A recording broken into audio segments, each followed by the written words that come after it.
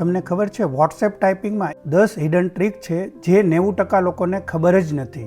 આ વિડીયોમાં લાસ્ટ સુધી જોજો, તમારી ટાઈપિંગ સ્પીડ ડબલ થઈ જશે. હેલો દોસ્તો, હું કિશોર, સક્સેસ પ્લસ મસ્તીમાં તમારું સ્વાગત છે. આજે આપણે વોટ્સએપ ટાઈપિંગની સુપર સિક્રેટ ટ્રીક જોઈએ, જેથી તમારું fast typing, privacy, smart features બધું જ મળી જશે. સૌથી પહેલું છે ટાઈપિંગ હાઇડ ટ્રીક, એટલે કે તમે અહીંયા ટાઈપિંગ કરતા હશો પણ સામેવાળાને ખબર નહીં પડે. કેવી રીતે? તો અહીંયા તમારે એરોપ્લેન મોડ ઓન કરી દેવાનો છે અને ત્યાર પછી તમે ટાઈપિંગ કરશો તો સામેવાળા ફોનમાં ટાઈપિંગ થઈ રહ્યું છે એ નહીં ખબર પડે. જોઈ લો, અહીંયા ટાઈપિંગનો ઓપ્શન્સ નથી આવતો. ત્યાર પછી તમે મેસેજ સેન્ડ કરી શકો છો અને એરોપ્લેન મોડ ઓન કરી શકો છો. તો ત્યાં ટાઈપિંગનો મેસેજ નહીં જાય અને ડાયરેક્ટ મેસેજ જતો રહેશે, જોઈ શકો છો. હવે અત્યારે તમે ટાઈપિંગ કરશો તો અહીંયા આ રીતે અહીંયા ટાઈપિંગનો મેસેજ બતાવે છે કે ભાઈ ટાઈપિંગ થઈ રહ્યું છે. તો આ રીતે તમારે ટાઈપિંગ ના બતાવવું હોય તો અહીંયા જો એરોપ્લેન મોડ ઓન કરો, અહીંયા પછી ત્યાર પછી જે કંઈ ટાઈપિંગ કરવું છે એ તમે ટાઈપિંગ કરી શકો છો, જોઈ શકો છો. બીજા ફોનમાં ટાઈપિંગનું અહીંયા બતાવતું નથી. એરોપ્લેન મોડ ઓફ કરીને તે મેસેજ સેન્ડ કરી શકો છો. તો આ રીતે તમે ટાઈપિંગ હાઇડ કરી શકો છો. કેટલાને ખબર હતી? નીચે કમેન્ટ કરીને જરૂર જણાવે. બીજી હિડન ટ્રીક છે કર્સર મૂવ ટ્રીક. હવે અહીંયા જોઈ શકો છો, એક્ઝામ્પલ માટે હું બતાવી દઉં. અહીંયા આ રીતે મેં લખ્યું છે, મોટો પેરેગ્રાફ છે, તો આમથી આમ કર્સર લઈ જવું હોય તો ઘણી તકલીફ પડે છે. તો તમારે શું કરવાનું છે? આ રીતે આમ તમે સ્વાઇપ કરશો, જોઈ શકો છો, ફિંગર રાખીને આ રીતે અહીંયા ફિંગર રાખીને સ્પેસ બાર કી પર જેમ તમે લેફ્ટ લઈ જશો તો લેફ્ટ જશે, રાઈટ લઈ જશો તો રાઈટ જશે.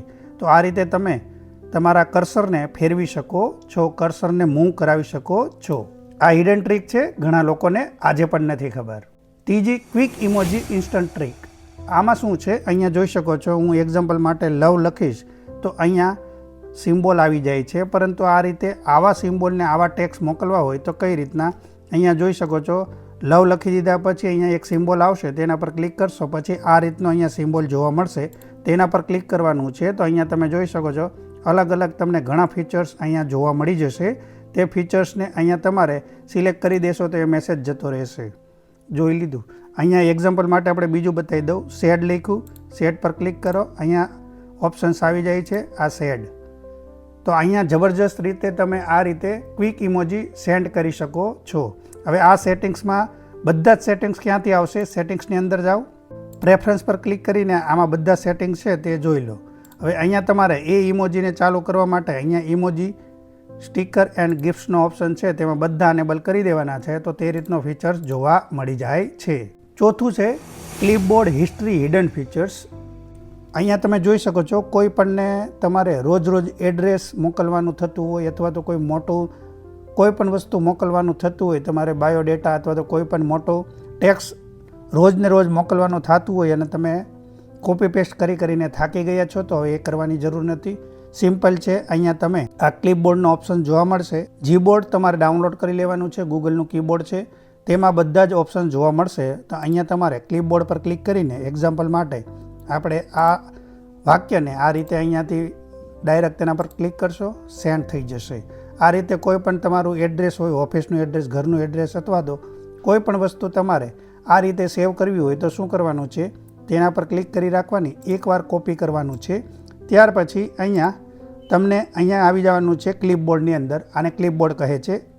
તેના પર ક્લિક કરી રાખશો તેના પર, એટલે અહીંયા પિનનો ઓપ્શન્સ આવશે.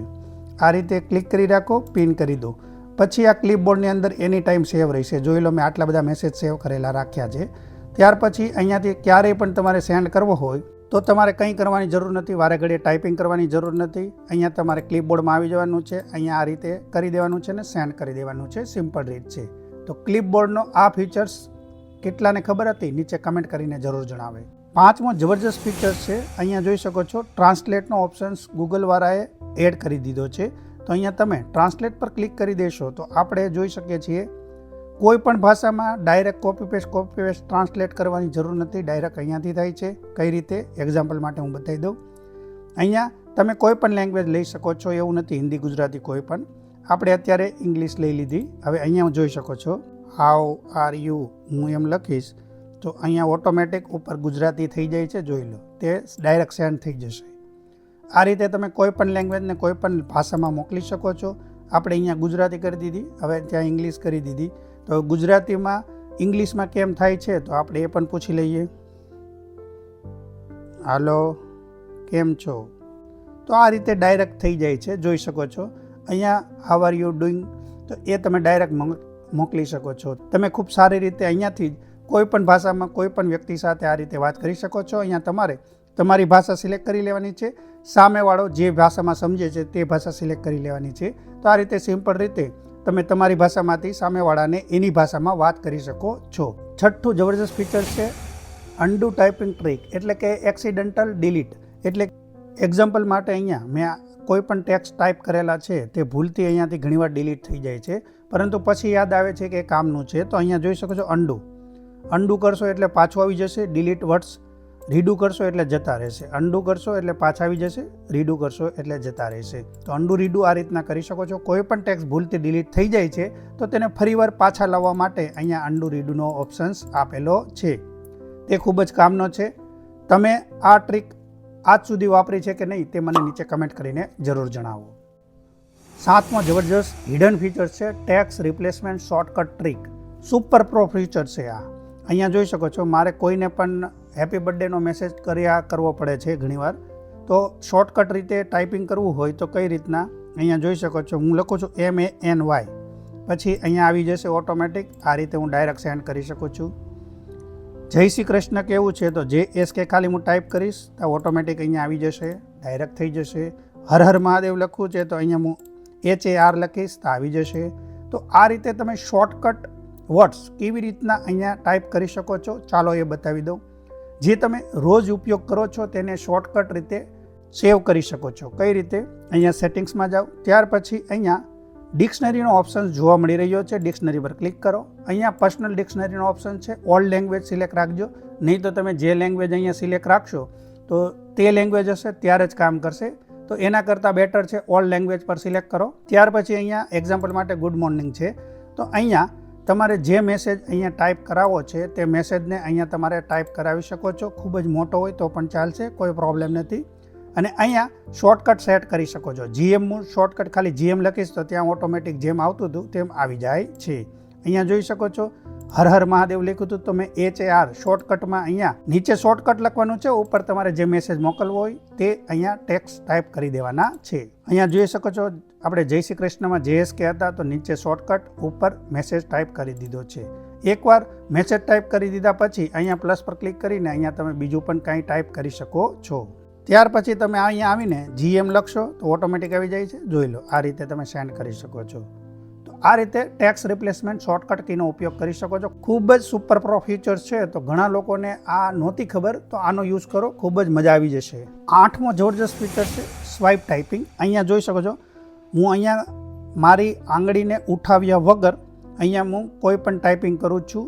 આંગળીને ઉઠાવવાની નથી. 1 સેકન્ડ પર જે પ્રેસ કરી રાખશો ત્યાં ઓટોમેટિક ટાઈપ થઈ જશે. એક્ઝામ્પલ માટે હું નામ લખીને બતાવું.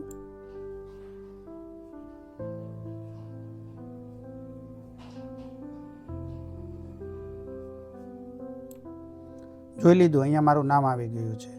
તમારે કોઈ ઉઠાવવાની જરૂર જ નથી, ખાલી આંગળી આમાં સ્વાઇપ કરવાની છે. 1 સેકન્ડ માટે જે વર્ડ્સ રાખવો છે ત્યાં તમારે અટકાવવાનો છે. તો આ રીતે તમે લખી શકો છો. એક્ઝામ્પલ માટે આપણે ગુડ મોર્નિંગ લખવું છે તો આ રીતે લખી શકો છો, ગુડ મોર્નિંગ. જોઈ શકાય. અને અહીંયા તમે સ્પેસ બાર પર લઈ જશો તો સ્પેસ બાર પણ આવી જશે. સિમ્પલ રીતે આ રીતે તમે મેસેજ કરી શકો છો ઉઠાવ્યા વગર. તમારા માઉસને એકદમ ખાલી ફિંગરને સ્વાઇપ કરવાની છે. તો આને સ્વાઇપ ટાઈપિંગ કહે છે. આ વાપરો, આમાં પણ જબરજસ્ત મજા આવી જશે. 9મું છે વન હેન્ડેડ કીબોર્ડ. હવે આ ઘણા લોકોને નથી ખબર. અહીંયા એક હાથે કીબોર્ડ વાપરવું હોય તો ટેક્સ્ટ અહીંયા 1 ટાઈપ કરવો છે તો ઘણો દૂર પડી જાય છે. તો નાનું કીબોર્ડ કરવું છે તો એને વન હેન્ડેડ કીબોર્ડ કહે છે. તે કેવી રીતના શોર્ટકટ રીતે ઉપયોગ કરી શકાય તો અહીંયા પ્રેસ કરી રાખવાનું છે. ત્યાર પછી આમ સ્વાઇપ કરો, જો નાનું કીબોર્ડ થઈ ગયું. ત્યાર પછી એક હાથે તમે ઉપયોગ કરી શકો છો. જો તમે લેફ્ટ હેન્ડ ઉપયોગ કરવા માંગો છો તો આ રીતે આ કરી દો તો લેફ્ટ સાઈડ આવી જાય છે. રાઈટ સાઈડ કરવું હોય તો રાઈટ સાઈડ. ફૂલ સ્ક્રીન કરવી હોય તો આ રીતે ફૂલ સ્ક્રીનમાં પણ કરી શકો છો. આ શોર્ટકટ છે. આની પર પ્રેસ કરી રાખો તો ઉપર જોઈ લો અહીંયા વન હેન્ડેડ થઈ જાય છે ફૂલ સ્ક્રીન. બીજી રીતે તમે તેનો ઉપયોગ કરવા માંગતા હોય તો અહીંયા તમારે ક્લિક કરવાની છે. ત્યાર પછી વન હેન્ડેડ કીબોર્ડનો ઉપયોગ અહીંયા કરી શકો છો. અહીંયા તમને આ ફીચર્સ જોવા મળે છે વન હેન્ડેડ. 10મું લાસ્ટ જબરજસ્ત ફીચર છે WhatsApp auto replay message track. હવે આ કઈ રીતે, હવે એક્ઝામ્પલ માટે હું તમને બતાવી દઉં તો તમને કોઈ પણ મેસેજ કરે છે તો તમારે શું કરવાનું છે, ક્લિપબોર્ડમાં બધા મેસેજ સેવ કરી દેવાના છે જે રેગ્યુલર હોય. તમને કોઈ અહીંયા મેસેજ કરે છે હાય, તો તમારે અહીંયાથી ડાયરેક્ટ જ આપણે મોકલી દેવાનો છે હાય. આ રીતે કોઈ તમને કહે છે હેલો, તો આ રીતે તમારે ડાયરેક્ટ ફરીવાર અહીંયા જઈને અહીંયા કરી દેવાનું છે I am fine ya very good morning. તમારે જે મેસેજ કરવા હોય તે અહીંયાથી ડાયરેક્ટ અહીંયા તમે જોઈ શકો છો આઈ એમ ફાઇન વિથ યુ. આ રીતે ડાયરેક્ટ તમે અહીંયાથી કરી શકો છો. જે રેગ્યુલર મેસેજ છે તે ડાયરેક્ટ મેસેજ સેન્ડ થઈ જાય છે. તમારે ટાઈપિંગની કોઈ જરૂર નથી. સામેવાળો ચોંકી જશે કે આટલા સ્પીડથી આ મેસેજ કઈ રીતના કરે છે. આ 10 હિડન ફીચર્સમાંથી તમને કયા કયા ફીચર્સ પસંદ આવ્યા તે મને નીચે કમેન્ટ કરીને જરૂર જણાવે. અને આવા જ મેં વોટ્સએપના ઘણા બધા સેટિંગ્સ વિશે, આ કીબોર્ડ વિશેના વિડીયોઝ મેં બનાવેલા છે. મારી ચેનલ પર જઈને જોઈ શકો છો. તેની લિંક ઉપર આઈ બટન નીચે ડિસ્ક્રિપ્શનમાં આપી દઈશ. આ વિડીયો તમને ઉપયોગી લાગ્યો હોય તો લાઇક કરો, શેર કરો, તમારા ફેમિલી મેમ્બર્સ અથવા બીજા ગ્રુપમાં શેર કરો, તેથી આનો ઉપયોગ બધા જ કરી શકે. આ વિડીયોથી થોડી પણ તમને મદદ મળી હોય તો આ વિડીયોને લાઇક, શેર, સબસ્ક્રાઇબ કરીને બેલ આઇકોન પર ક્લિક કરીને ઓલ પર ક્લિક કરો. તેથી જ આવા નવા વિડીયોની નોટિફિકેશન સૌથી પહેલાં તમને મળી શકે. તમારા કિંમતી ટાઈમમાંથી ટાઈમ કાઢીને વિડીયો અહીંયા સુધી જોયો તે બદલ તમારો ખૂબ ખૂબ આભાર. ફરી મળીશું આવા જ કોઈ બીજા વિડીયો સાથે.